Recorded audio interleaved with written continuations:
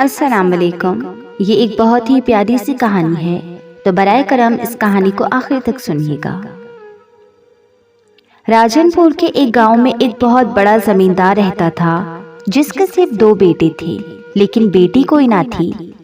زمیندار کی خواہش تھی کہ اس کے ہاں ایک بیٹی بھی ہو، کیونکہ بیٹی خدا کی رحمت ہوتی ہے۔ وہ چاہتا تھا کہ یہ رحمت خدا اس سے ضرور عطا کرے۔ بیٹی کے لیے وہ ہر نماز کے بعد اللہ سے دعا کرتا تھا۔ ایک دن اس کی دعا قبول ہو گئی اور خالق کائنات نے اسے خوبصورت بیٹی عطا کر دی۔ اس خوشی کے موقع پر اس نے سارے گاؤں کے ہر امیر و غریب کی ضیافت کی، ان کو بہترین کھانا کھلایا۔ وقت گزرنے کے ساتھ ساتھ اس کی بیٹی بھی بڑی ہوتی گئی۔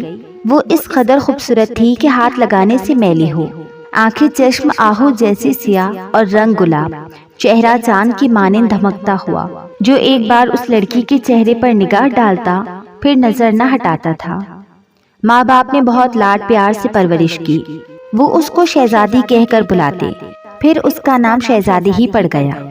اس کے ایک بھائی کا نام تنویر اور دوسرے کا نام توقیر تھا۔ وہ دونوں بھائیوں کی بھی لاڈلی تھی۔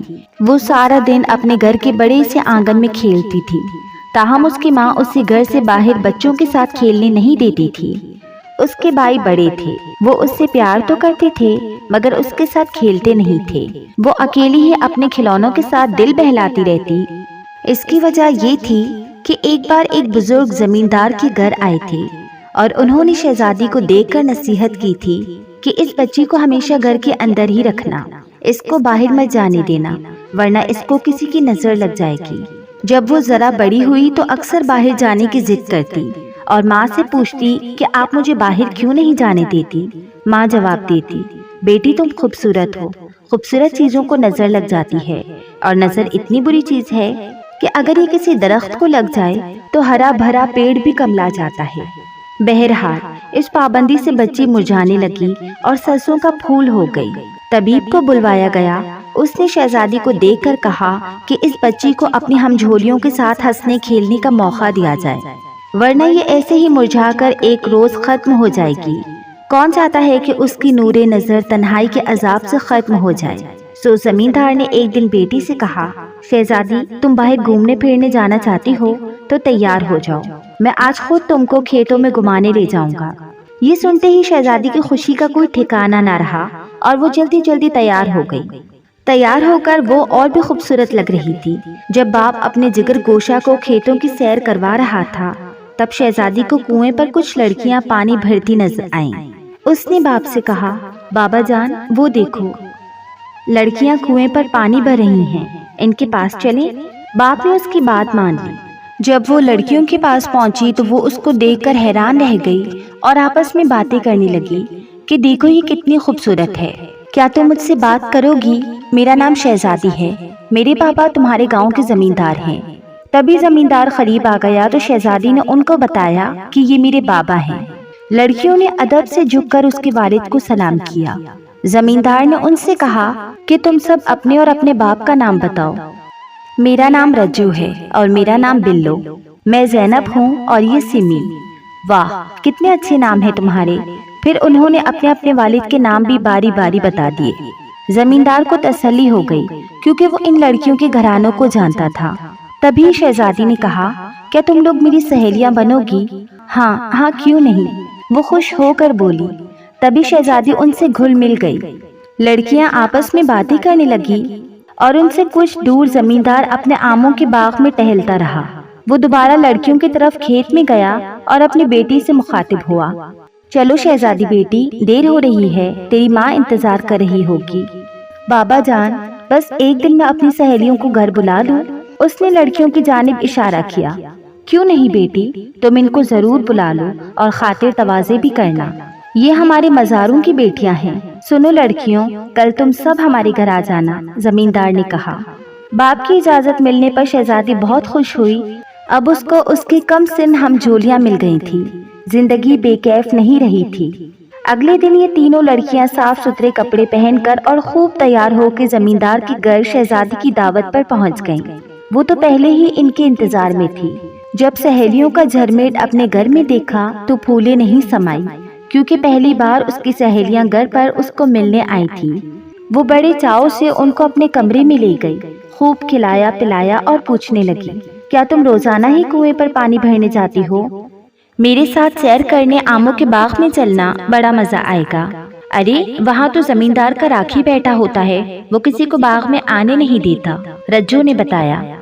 हाँ, वो इस वजह से किसी को बाग में नहीं घुसने देता ताकि लोग आमों का नुकसान न करें। लेकिन मैं बाबा से कह दूंगी, फिर वो हमको बाग में जाने से नहीं रोकेगा बल्कि आम भी तोड़ के देगा। शहजादी, क्या तुम हमारे साथ खेतों की सैर को चला करोगी और कुएं पर आया करोगी? कुएं का पानी नहर के पानी से ठंडा होता है, इस वजह से हम यहाँ से पानी लेती हैं। नहर दूर है और गिरने का भी डर होता है। क्या तुमने नहर देखी है कभी? नहीं, वहाँ मुझे जाने की इजाजत नहीं, मगर अब कुएं पर आया करूंगी। ये तो हमारे खेतों के दरमियान ही है। लेकिन कुछ सोचकर वो उदास हो गई। शायद मैं रोज ना आ सकूं, शायद बाबा इजाजत ना दे। तभी सारी लड़कियां भी उदास हो गईं। जब लड़कियां काफी देर बातें करने के बाद जाने लगी तो शहजादी का जी चाहा कि वो घर ना जाए, बल्कि उसका दिल तो करता था कि ये हमेशा के लिए ही यहीं रुक जाए। जो ही वो उठने लगती, ये कहती, थोड़ी देर और बैठो ना, इतनी क्या जल्दी है, घर ही तो जाना है, चली जाना। तब उन्होंने कहा, हम सबको अपने घर में बहुत सा काम करना है, वरना डांट पड़ जाएगी। जब वो जा रही थी तभी जमींदार आ गया। बेइख्तियार शहजादी के मुंह से निकला, बाबा जान, कल मेरी सहेलियां खेतों में सैर को जाएंगी, क्या मैं उनके साथ जा सकती हूँ? हाँ, क्यों नहीं। उनको कह दो कि जब वो खेत में जाने लगे तुमको साथ लेती जाएं। मैं मुलाजिम को कह दूंगा, वो तुमको आम और जामन तोड़ कर देगा। बाप की इजाजत पाकर शहजादी खुश हो गई। उसने दौड़कर लड़कियों को दरवाजे से पुकारा, सुनो, कल तुम लोग सैर को जाने से पहले मेरे घर आ जाना, मैं भी साथ चलूंगी, मुझे इजाजत मिल गई है। ये बात उसने इस कदर जोर से कही कि उसकी माँ ने सुन ली। वो कहने लगी, बेटी, अब तुम क्या इन लड़कियों के हमरा खेतों में आवारा फिरोगी? ये तो आम लड़कियां हैं, किसानों की बेटियां हैं, इनका काम ही खेतों का है, इनका काम ही खेतों का होता है। लेकिन तुम मजारे की नहीं, जमींदार की बेटी हो। तुमको इलाके के लोग खेतों में भागते दौड़ते देखकर क्या सोचेंगे? बेटी, हम में और इन लोगों में जिंदगी गुजारने का ढंग एक सा नहीं होता। शहजादी की आंखों से आंसू टपक पड़े। बाप ने उसे रोते देखा तो दुखी हो गया। कहने लगा, शहजादी की माँ, तुम क्या बातें लेकर बैठ गई हो? हम इस इलाके के मालिक हैं, खेत हमारे हैं, तो क्या कोई अपने खेतों में भी नहीं घूम फिर सकता? क्या तुमको तबीब की बात याद नहीं है कि इसको सहेलियों के साथ मिलने से नहीं रोकना? अगले दिन लड़कियां सुबह ही आ गईं और शहजादी को अपने साथ ले गईं। शहजादी ने बहुत अच्छा सा लिबास पहना, हल्का सा मेकअप किया, हल्का फुल्का जेवर तो वो पहने ही रहती थी। तैयार होकर बहुत अच्छी लगने लगी। खुशी और मुसरत के सबब उस पर एक नया रूप आ गया था। उसे खुशबू बहुत पसंद थी। वो हर वक्त खुशबू लगाए रखती थी और आज तो खास उम्दा किस्म का सेंट निकाल कर खुद पर छिड़क लिया था। चूड़ियाँ, झुमके, गर्ज वो ऐसे बन-ठन कर जा रही थी जैसे ईद मेले में जा रही हो। सहेलियों से लेकर कुएं की तरफ चल दी। थोड़ी देर बाद उस तरफ गईं जहाँ आमों का बाग था। वो वहाँ देर तक घूमती रही, आपस में मासूमियत के साथ बातें और हंसी मजाक करती जाती थी। जरा देर गुजरी थी कि जमींदारनी का जी घबराने लगा। उसे घर में चैन नहीं था। बिलाखिर उसने बेटे से कहा, तनवीर, जाओ और खेतों से बहन को ले आओ, उसे गए काफी देर हो गई है, बस इतनी देर की सैर काफी है। तनवीर बहन को बुलाने आ गया। बोला, चलो शहजादी, अम्मी ने बुलाया है। वो बाई के साथ बादल न ख्वास्ता चल दी। हालांकि उसका जी न चाहता था अपनी सहेलियों से जुदा होने का।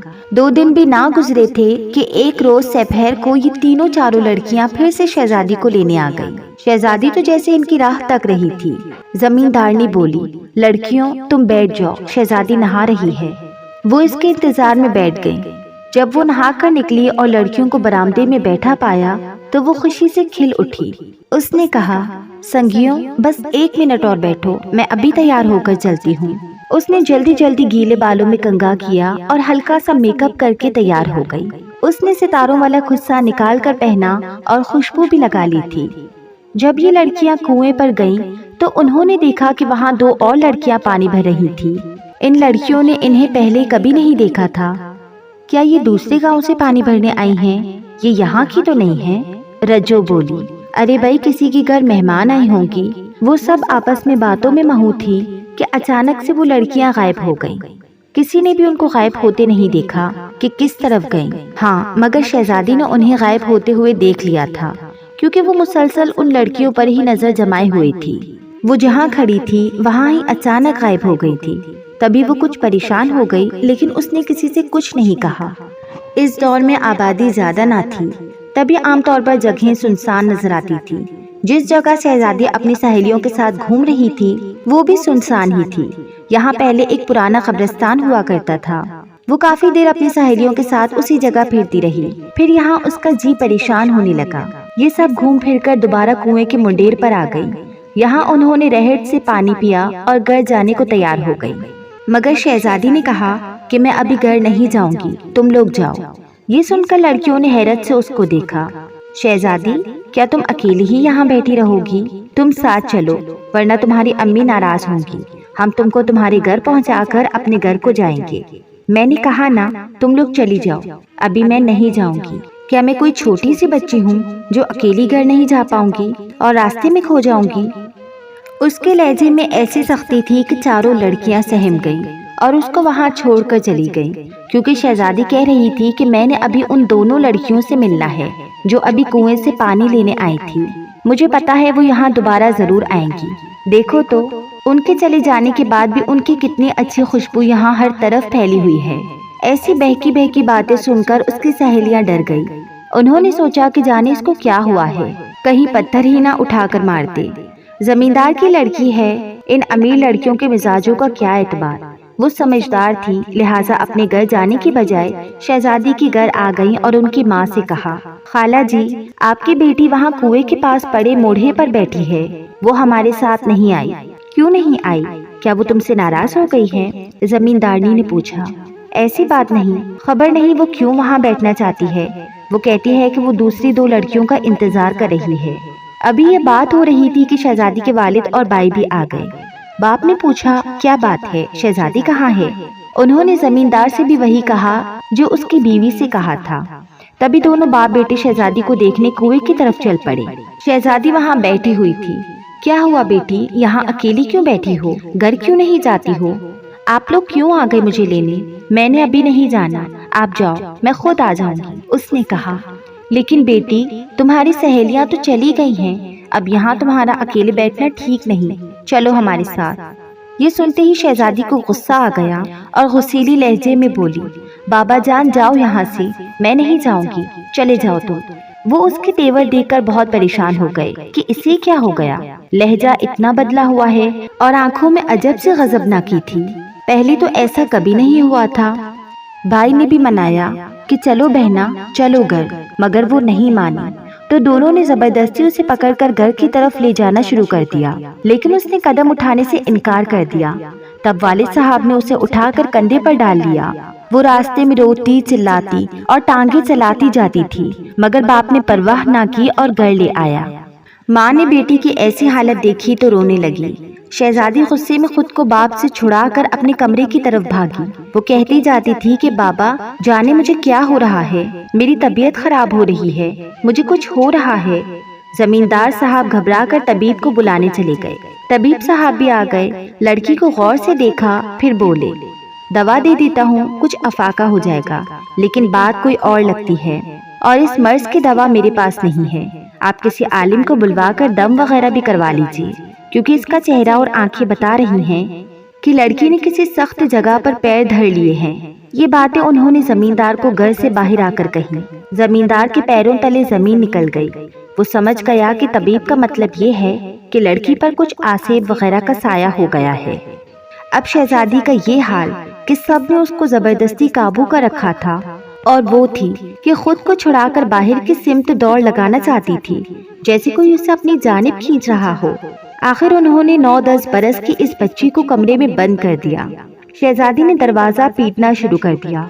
खोलो, खोलो दरवाजा, वो चिल्ला रही थी।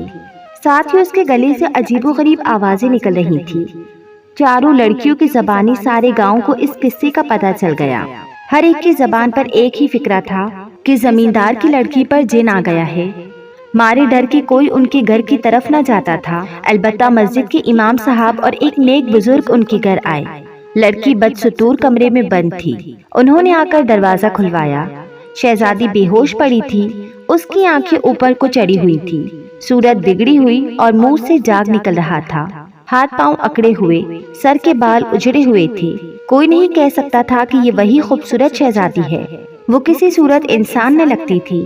امام صاحب بولے، آپ نے صبح سے مغرب تک بچی کو بھوکا پیاسا قید کر رکھا ہے۔ ان کے ساتھ جو بزرگ تھے وہ حافظ قرآن ہونے کے ساتھ عالم بھی تھے۔ ان سے کہا کہ آپ کچھ مدد فرمائیے۔ بزرگ بولے کہ آپ نے کیوں بچی کو سنسان جگہ جانے دیا، گھومنے کے واسطے پرانی خبروں کی طرف، وہ بھی دوپہر کو؟ زمیندار نے کہا، عالم صاحب یہ اکیلی نہ تھی، اور بھی لڑکیاں تھیں اس کے ساتھ، ان کو تو کچھ نہیں ہوا، وہ معمولی شکل و صورت کی ہیں، اور یہ بچی خوبصورت ہے، آپ نے فرق نہیں جانا؟ وہ کافی دیر تک آیات پڑھتے رہے، پھر شہزادی کو ہوش آ گیا۔ وہ سرخ سرخ انگارہ آنکھوں سے سب کو گھور رہی تھی۔ عالم صاحب امام صاحب کے پاس ملنے آئے تھے۔ چند روز بعد چلے گئے تو دوسرے دم درود کرنے والوں کو بلایا گیا۔ کسی نے دم درود کیا تو کسی نے مار پی، اور کسی نے لوہے کا کڑا گرم کر کے گلے میں ڈالا شہزادی، مگر وہ ٹھیک نہ ہوئی۔ کچھ دن آرام سے گزرتے، پھر دورہ پڑ جاتا۔ ڈاکٹر کہتے مرگی ہے، تو دم کرنے والے کہتے جنات کا سایہ ہے۔ کچھ سمجھ میں نہ آتا تھا کہ کیا ہے، مگر شہزادی کے مکھڑے سے رنگ روپ غائب ہو چکا تھا۔ کبھی سکون سے ہوتی تو ٹھیک لگتی، کبھی بیٹھے بیٹھے چلاتی اور کنویں کی طرف دوڑ لگا دیتی جیسے کوئی اسے بلاتا ہو۔ وہ ہنسنا بھول چکی تھی، چہرے پر وحشت تھی، دن بھر ایک دو نوالے کھاتی، کسی سے بات چیت نہ کرتی، لبوں پر چپ کی مہر لگ گئی تھی، خلا میں اور کبھی دروازے کی طرف گھورتی رہتی تھی۔ سہیلیاں بیچاری ایک بار آئیں، پھر دوبارہ نہیں آئیں۔ زمیندارنی اب ہاتھ ملتی تھی کہ کیوں بیٹی کو کھیتوں کی سیر کو بھیجا، جانے یہ نادان کہاں کہاں سنسان جگہوں، پرانی خبروں اور درختوں کے بیچ گھومتی پھری۔ خدا جانے کیا بلا چمٹ گئی کہ ہنستی کھلکھلاتی بچی اپنے ہوش سے گئی۔ کئی سیانے آئے، اپنی اپنی تدبیریں کی، مگر شہزادی کی حالت نہ بدل سکی۔ ہر کوئی پیسے لے کر چلتا بنتا، اور شہزادی کی یہ حالت کہ سوکھ گئی۔ کئی دن بھوکی رہتی، اور کھانے پر آتی تو 8 آدمیوں کا کھانا کھا جاتی۔ سارا گاؤں اس پر رحم کھاتا اور افسوس کرتا کہ خدا نے منتوں مرادوں سے بیٹی دی بھی تو کیسی۔ شہر لے جا کر ڈاکٹر کو دکھایا، مگر مرض کسی کو سمجھ میں نہ آیا۔ انہوں نے نفسیاتی مریض بتایا۔ ڈاکٹر نے دوائیاں دی جو شہزادی کو بالکل راس نہ آئیں۔ مرض میں شدت آتی تو پھر سے دورے پڑنے لگتے۔ ایک دن یہ خوبصورت مورتی بدصورتی کا ڈھانچہ بنی، رات کے کسی وقت گھر سے نکل گئی اور کنویں میں چھلانگ لگاتی۔ دوسرے روز باپ بیچارے نے بہت تلاش کیا، آخر کنویں کو بھی کھنگالا گیا، اس میں شہزادی کا بے جان جسم تیرتا ہوا ملا۔ والدین کا برا حال تھا۔ شہزادی کو نہلا دھلا کر کفن پہنانے لگے تو ماں دلہن کا جوڑا نکال لائی کہ یہ کپڑے میری بیٹی پہنے گی۔ ماں کی خواہش پر اس کو سرخ جوڑا پہنایا گیا اور دلہن والا سنگھار کیا گیا۔ ماں شدت سے بیٹی کو شاید اس روپ میں دیکھنا چاہتی تھی۔ پھر اس پرانے قبرستان میں دفن کر دیا گیا جہاں وہ سیر کرنے جاتی تھی۔ سہیلیوں نے بھی جب آخری دیدار کیا تو ان کی سسکیاں نکل گئیں۔ جہاں شہزادی دفن ہوئی وہاں زمیندار نے گلاب، موتیا اور چنبیلی کا پورا باغ لگوا دیا کہ خوشبو اس کی بیٹی کو بہت پسند تھی۔